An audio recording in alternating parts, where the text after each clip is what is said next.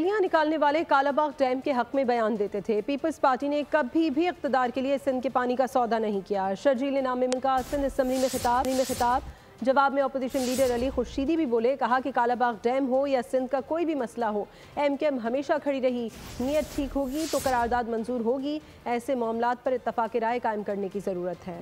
Kalabagh dam के हक में रैली किसने निकलवाई?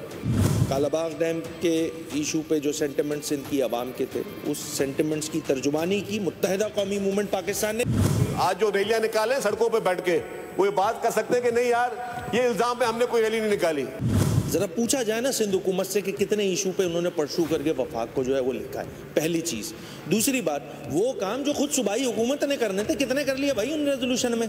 अपना हाउस इन ऑर्डर करें आप पहले, उसके बाद बात करें। इक़्तिदार की कुर्सियों के लिए इन्होंने सिंध का पानी पे सौदा किया है।